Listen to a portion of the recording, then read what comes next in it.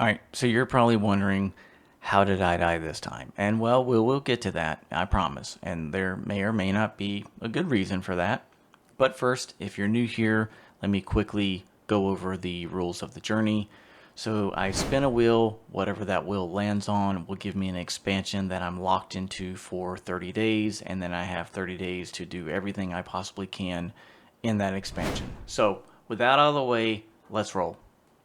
Before heading to my new zone, I did make a pit stop into Ironforge for a daily cooking quest, and then I realized that that quest was only for classic cooking and not Cataclysm cooking because everything's got to be separate now. But when that was done, I headed out to the Twilight Highlands where I spent the first part of my time there just hunting animals, trying to get some meat for cooking skills, and then spent some time along the water just leveling my fishing skill. After cooking and fishing, my next stop was to sign up for something called the Crucible of Carnage. And clearly, I don't read quest texts, and I mean, who really does at this point? Because this one required a party, and once again, I'm like, don't worry, guys, like, I totally got this easy content. I can solo this. Well, you'd think I learned my lesson from the whole Sunken Temple fiasco back in episode 1. Apparently not, because, yeah. But you know what? Every good story does start with a setback, even though the first stop in the Highlands was a total defeat. After getting flattened in the arena, I figured I should probably stop trying to solo boss fights, especially when they're meant for 5 people and essentially my gear is 50. So I headed over to the High Bank, and this is the Alliance's front line in the Twilight Highlands. And it was chaos from the start. Like, seriously, I landed and all hell was breaking loose. And then there was this brilliant idea to load me into a cannon, like I'm in the circus, and then fire me onto an enemy airship.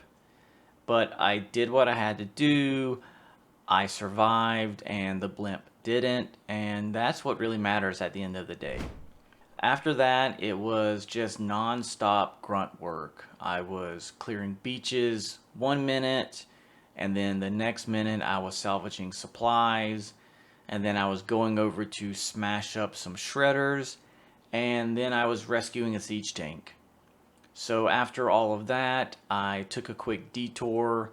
I saw that there was a dwarf. He was stranded. His boat had seen better days.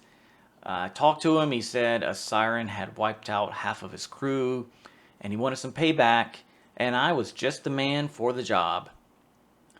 So we handled our business.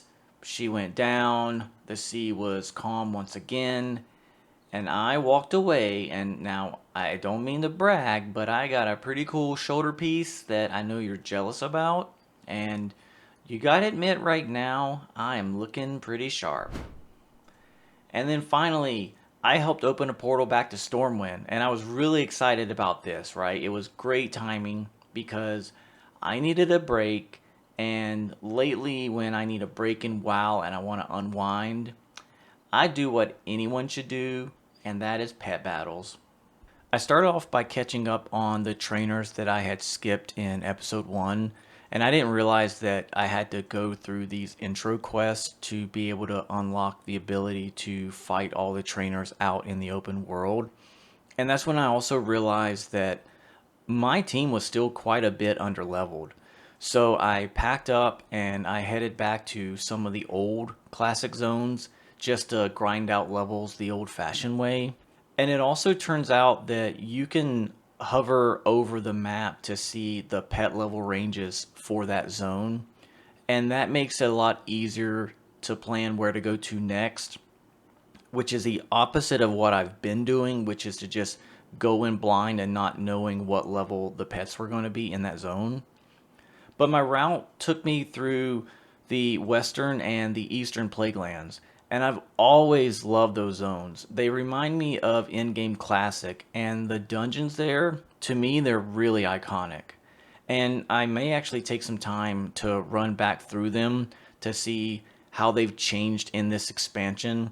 I know previously doing some time walking dungeons, they seem to be a lot more streamlined, so I'm looking forward to seeing that. I also took a stop into the hinterlands, and this is one of those zones that I always remember doing the scepter quest for ZF when I think about this zone.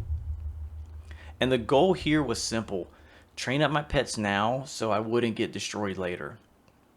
And if I include all of the footage from doing the pet battles through this time, we'd be here a very long time. Like, seriously, I spent a lot of time just roaming around these zones, getting all the pet battles in that I can to get these levels up. And also along the way, I stumbled across a ton of rares. Like, seriously, they were everywhere, and it truly gave me a concept of how many rares Blizzard has put into the game since I last remember. The add-on I was using to track down these rares was just non-stop going off to the point that I had to just mute it, right? So that was really interesting to see how these zones have also changed throughout the years. And by the time my pets were all caught up, my bags were full. I was flying back to Ironforge to clear up some inventory space because I was still running a little low on bag space. I wrapped up the day with another daily cooking quest, and looking back, yep, it was another classic cooking quest. Before heading back into the Highlands, I did want to take a quick second to spotlight a couple other creators who've been doing awesome work on their own adventures. There's a ton of great storytelling out there, and it's cool to see more of us putting our own spin on playing these games. Benson has been doing a lot of Elder Scrolls Online challenges, and Saki Boy is doing a hardcore challenge using only gear that he can craft himself. So go check them out if you have some time, and if you know of any other creators I should look into or giving a shout out to, put their information down into the comments and I'll definitely take a look. With that out of the way, let's go back to the Highlands. Back in the Highlands, the quiet did not last very long. Keegan Firebeard was the first to put me to work. His patrol was a total wreck, fires everywhere, elementals pouring out of the ground, and dwarves sprinting around with buckets like their lives depended on it. So I joined in once again to cosplay as a firefighter, and bucket by bucket, fire by fire, everything was taken care of. Afterwards, I met up with Lane Firebeard at the cemetery. He was trying to rebuild a griffin wing, one lost clan at a time, and he asked me to help track them down. The first led me to Douglas Mullen.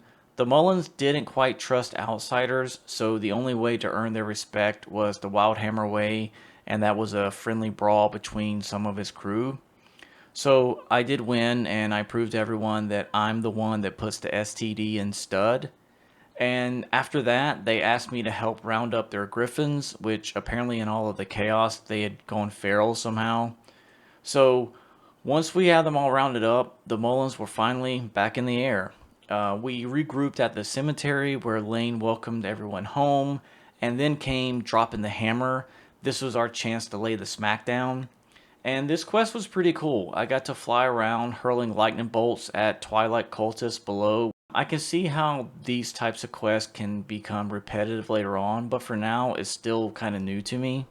Next up on the list was meeting up with Keely Dunwald, and she needed my help to find her three lost brothers. And apparently, lost dwarves are a little bit of a trend around here, and that may be some foreshadowing to later on in the video, so stick around.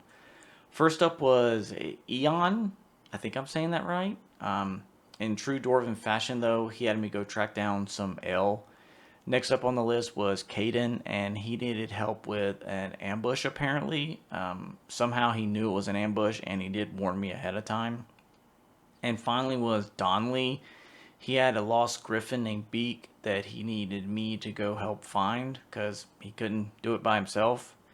But once everyone was accounted for, we all teamed up to take down Darunga, which seemed to be the one who was responsible for wrecking their whole family. After the dust was settled, though, I did walk away with a new achievement called the Dunwalds. After surviving the Dunwald family reunion, I thought I'd seen it all, and turns out there was one more twist waiting for me, which was a wedding. And apparently I was going to help arrange it. So the idea was simple at first.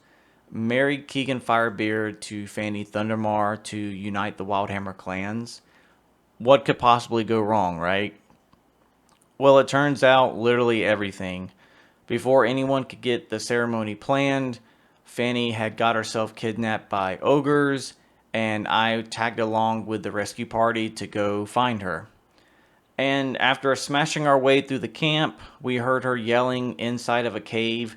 And looking back, that does make sense considering in World of Warcraft, where there are caves, you're probably going to find some ogres.